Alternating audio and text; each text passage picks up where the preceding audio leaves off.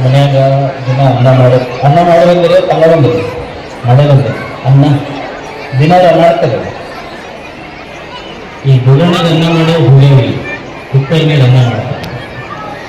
ಮೊದಲು ಬೊಗಣಿ ಒಳಗೆ ಅನ್ನ ಮಾಡ್ತಿದ್ವಿ. ಅನ್ನ ಆಗೈತೆ ಅಂತ ನೋಡ್ಬೇಕಾದ್ರೆ ಏನು ಮಾಡ್ತಿದ್ರಿ ಅವ ಪೂರ ಮೊಣಕಾಲ್ತನ ಕೈ ಅದರ ಹಾಕಿ ತಿರುಗಿದ್ರೆ ಏನು ಮಾಡ್ತಿದ್ರಿ, ಮ್ಯಾಗಿಂದ ಒಂದು 2 ಕಾಳು ಚಮಚದಲ್ಲಿ ತೆಗೆದು 2 ಕಾಳು ಮುಟ್ಟಿ ಅದನ್ನು ಊದಿ ಮೆತ್ತಗಾಗಿರ್ತಿಲ್ಲ ನೋಡ್ತಿದ್ವಿ.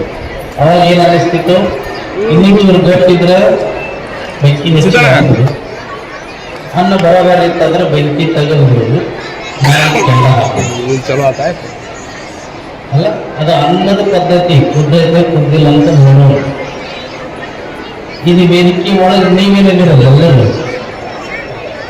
ನಿಮ್ಮ ಮನಸ್ಥಿತಿ ಎಷ್ಟು ಬರೀ ಕುದ್ದೈತೆ ಕುದ್ದಿಲ್ಲ ಅಂತ ನಾನು ನೋಡೋದು. ನಾ ಮತ್ತೆ ಅದರೊಳಗೆ ಕೈಯಾಗಿ ನೋಡಕ್ಕೆ ಹೋಗೋದು. ನಾನು ವೇದಿಕೆ ಮೇಲೆ ಪ್ರತಿ ವರ್ಷ ಬಂದಾಗಲೂ ಕೇಳ್ತೀನಿ, ನಿಮಗೆಲ್ಲ ಇನ್ವಿಟೇಷನ್ ಕೊಡ್ತಾರೆ ನಿಮ್ಮ ಮಕ್ಕಳಿಗೆ. ಫಸ್ಟ್ ಆಫ್ ಆಲ್ ಇಲ್ಲಿ ಮಕ್ಕಳು ಇರೋಲ್ಲ ನಮ್ಮ ಮಾತಾಡಕ್ಕೆ. ಅವಾಗ ಪ್ರತಿ ವರ್ಷ ಏನು ಹೇಳ್ತೀವಿ, ಇಲ್ಲಿ ಹೇಳಿದ್ದ ನೋಡಿ ನಿಮ್ಮ ಮಕ್ಕಳಿಗೆ ಮನೆಯಾಗ ಹೇಳಿ ಅಂತ ಹೇಳ್ತೀವಿ. ಈಗ ನೀವು ನಮ್ಮ ಪತ್ರಿಕೆಯಲ್ಲಿರುವಂಥ ಯಾರನ್ನು ನೋಡಿದ್ರು ಕಾರ್ಯಕ್ರಮ ಕೊಡೋದಿಲ್ಲ.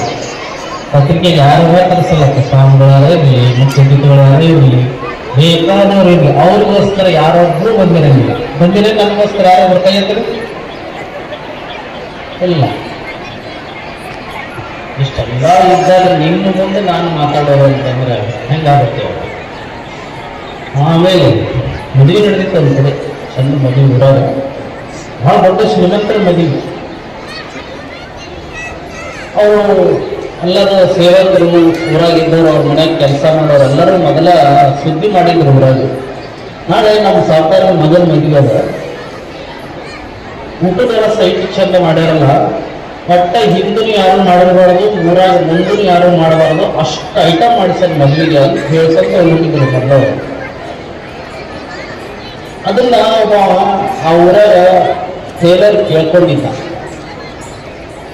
ಆಯ್ತು, 11 ಗಂಟೆ ಆಯ್ತು, 12 ಗಂಟೆ ಆಯ್ತು, ಊಟ ಸ್ಟಾರ್ಟ್ ಆಗಿತ್ತು.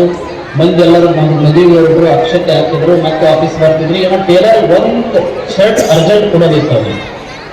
ಆ ಶರ್ಟ್ ಮುಗಿಸಿ ಹೋಗ್ಬೇಕಂತ 12 ಆಫೀಸ್ 1 ಗಂಟೆ ಬರೋದು ಕೇಳ್ತಿದ್ದ. ಏನೇನು ಮಾಡಿಸ್ತಾರೆ ಸಾವುಕಾರ ಮದುವೆ?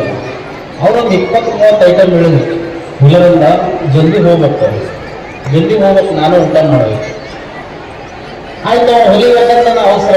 ಮತ್ತೆ 2 ಗಂಟೆ ಕೇಳ್ದ, ಅವ್ರು 10 ಐಟಮ್ ಹೇಳಿದ್ರು. ಅವಾಗ ಇದೇನಪ್ಪ, ಅದ್ರಲ್ಲಿ 20 ಇದ್ವು, ಈಗ 10 ಆಗ್ಯಾರಲ್ಲ.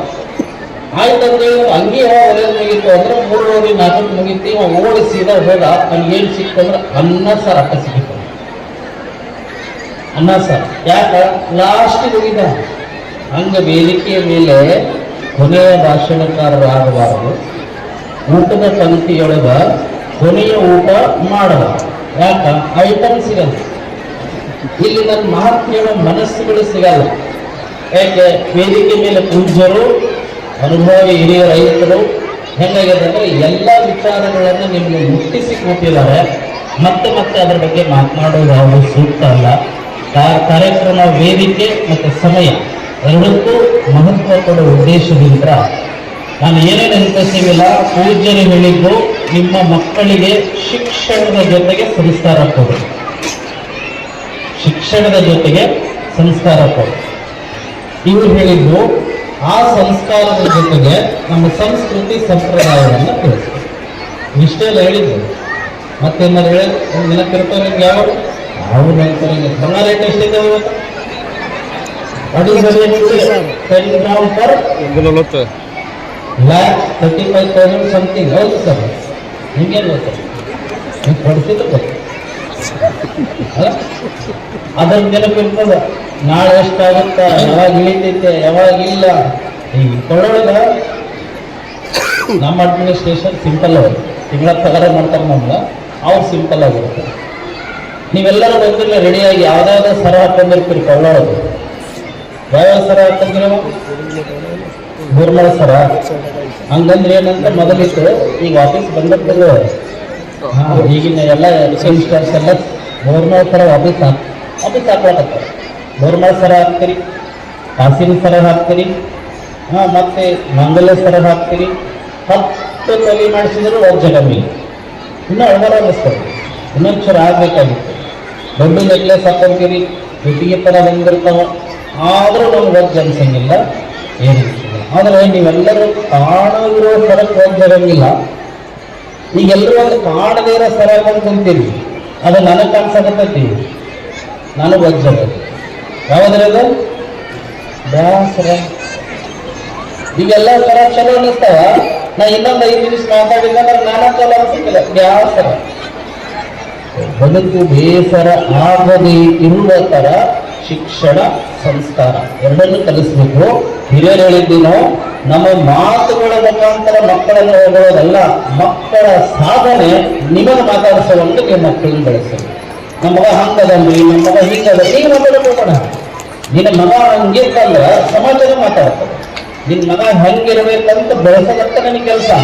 ನನ್ನ ಮಗ ಅಲ್ಲಿ ಹೋಗ್ತಾನ್ರಿ, ಕ್ಲಾಸಿಗೆ ಯಾಕೆ ಬಂದಾನ್ರಿ, ಅದು ನೀವ್ ಯಾಕೆ ಕೇಳಬೇಕು. ಅವ ನಿಜವಾಗ್ಲೂ ಸಾಧನೆ ಮಾಡಿದ್ರೆ ಸಮಾಜನೇ ಮಾತಾಡ್ತದೆ. ಅಂತಹ ಮಕ್ಕಳಿಗೆ ನೀವು ಸಾಧನೆ ಮಾಡುವ ರೀತಿಯಲ್ಲಿ ಕೊಡು. ಬರೀ ಎಲ್ಲರ ಫೋಟೋಸ್ ಅಂಡ್ ಮಾರ್ಕ್ಸ್ ನಂತರ ಬಂದ್ರ ನಮ್ದು ಅಲ್ಲಿ ನಿಮ್ಗೆಲ್ಲರಿಗೂ ಒಂದು ಸತ್ಯ ಗೊತ್ತಿರುತ್ತದೆ. ಟೀಚರ್ ಅದೇ ಹೇಳಿದ್ರಲ್ಲ, ಸತ್ಯವನ್ನು ಬದುಕಿದ ಅದರಿಂದ ಬದುಕಿದ ಮಾತ್ರ ನಿಜವಾದ ನಾಗರಿಕ ಆಗ್ತಾನೆ. ರ್ಯಾಂಕ್ ಎಷ್ಟು ಇರ್ತಾವ್ರಿ?